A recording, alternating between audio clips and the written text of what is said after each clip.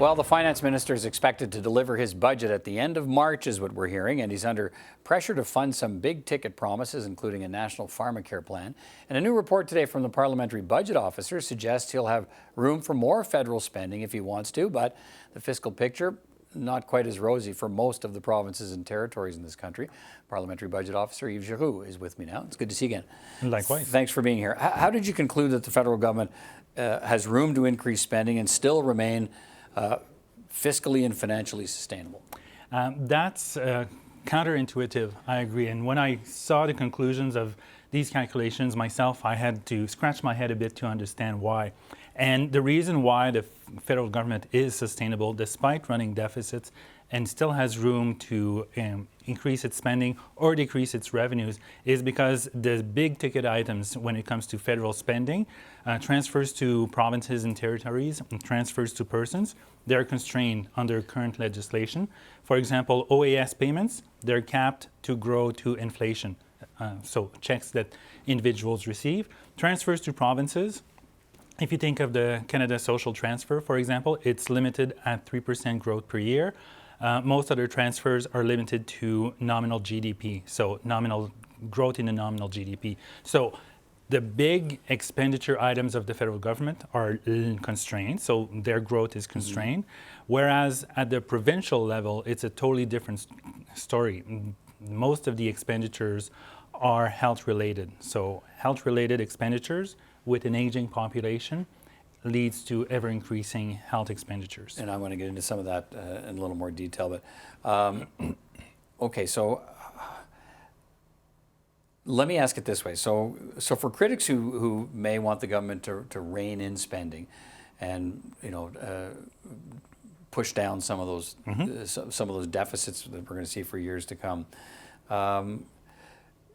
What are you saying here? Are you saying those critics are wrong, or are you just saying that if the measure for this government, which it's been, is the debt to GDP ratio, and that is a fiscally sustainable path, then they can go ahead and spend more along that path, leaving aside whether deficits should be reduced or not? So what we've done is looking at status quo policies. So if you put everything on autopilot, that's what will happen, or is very likely to happen. It's not a policy predicament, or it's not a prediction of what will indeed happen. It's if you put on autopilot, if nothing changes, that's what will happen. So yeah, it's possible that some people would say, yes, there's room for additional increases, additional spending, but the other side of the equation is also equally possible. It can be, it's based on personal preferences and political preferences. So fiscal sustainability we've defined as finishing a 75-year period at the same debt to GDP ratio as we currently are. For some people, it's already too high. So we could have chosen a different level of debt to GDP ratio as sustainable, but there's no commonly agreed to desirable debt to GDP ratio. So that's why it's a bit difficult to make a judgment call. How much debt is enough debt, or how much debt is too much debt? There's no agreement, there's no consensus on that. So that's why we chose current level at the end of the 75-year period. We've defined that as sustainable.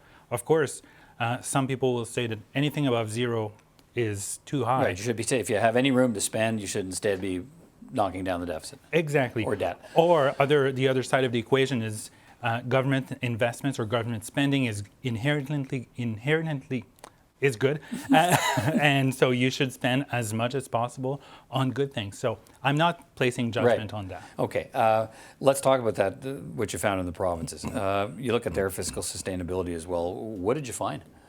We found that in aggregate, provinces and territories have a fiscal gap of 0.3% of GDP. So it means that in aggregate, they'll have to increase taxes or reduce spending by about $6 billion per year to be sustainable, again, on status quo policies over the next 75 years.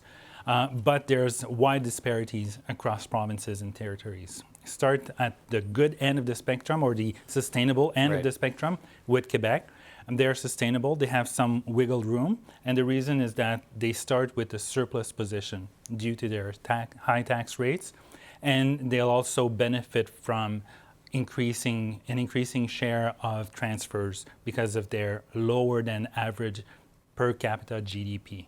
So their GDP will increase, but at a slower pace than the Canadian average. So Quebec's okay, and I think you found that when I say okay, so sustainable. Yeah. Ontario's sustainable, Nova Yes. Scotia and BC. Yes. They're all the ones. Yes. All the other provinces and territories have fiscal policies that are not sustainable. Exactly. Right? So meaning what for them? And I guess put that in the context of the debate that's underway in this country still about changing the equalization formula. So what, as I read your report today, you're saying federal government, pretty good fiscal sustainability shape, some provinces not so much, and so we'll hear the argument, the federal government should be providing more money to the provinces.